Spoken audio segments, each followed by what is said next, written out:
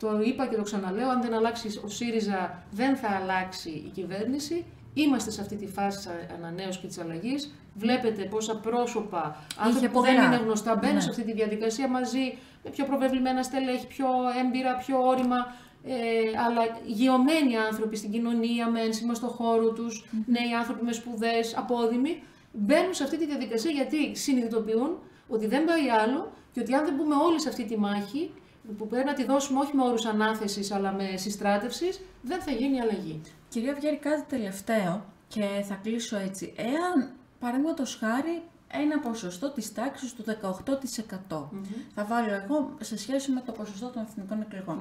Εάν δεν πάρει αυτό το ποσοστό ΣΥΡΙΖΑ Προοδευτική Συμμαχία, θα τεθεί ενδεχομένως πάλι κάποια εμπιστοσύνη στο πρόσωπο του κυρίου Κασελάκη, θα υπάρχει ενδεχομένως κάποια εσωτερική αναταραχή. Για κάποιον τίθεται ζήτημα και σίγουρα θα τεθεί, σας λέω, αν μας προλάβουν οι εξελίξεις στις 9 Ιουνίου, είναι για τον κύριο Μητσοτάκη.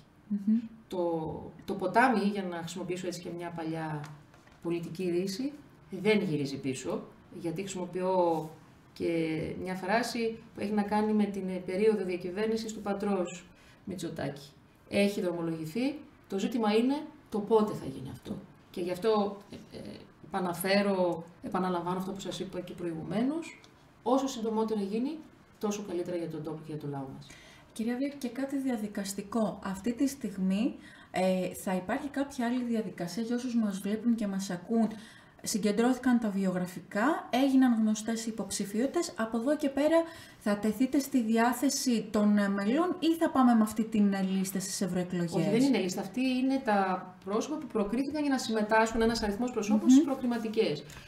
Ας περιμένουμε λίγο τις ανακοινώσεις του κόμματος σε σχέση με τα υπόλοιπα ονόματα, με τη διαδικασία, πώς θα γίνουν οι εκλογές και ποιοι και πώς μπορούν να ψηφίσουν. Ωραία. Λοιπόν, να σας ευχηθούμε καλή επιτυχία. Πάρα πολύ. Εγώ θεωρώ ότι σίγουρα θα είστε και σε αυτούς που θα εκλεγούν. Κάνω εδώ πρόβλεψη από το Page News. Η κάλπη είναι έγκυος. Και κανείς δίνουμε μια μάχη πόρτα-πόρτα, γειτονιά-γειτονιά μέχρι την τελευταία στιγμή. Όλοι ξεκινάμε από το 0 μέσα στην κάλπη. Είναι βέβαια μια πολύ δύσκολη και επίπονη προσπάθεια. Πρέπει να τρέξουμε και να διατρέξουμε όλη τη χώρα. Άνθρωποι που δεν έχουμε πόρους, δεν είναι εύκολο.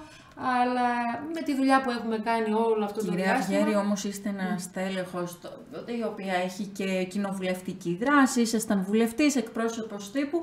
Χρειάζεται και η εμπειρία, γιατί είναι πάρα πολλά τα θέματα που τρέχουν στην Ευρώπη.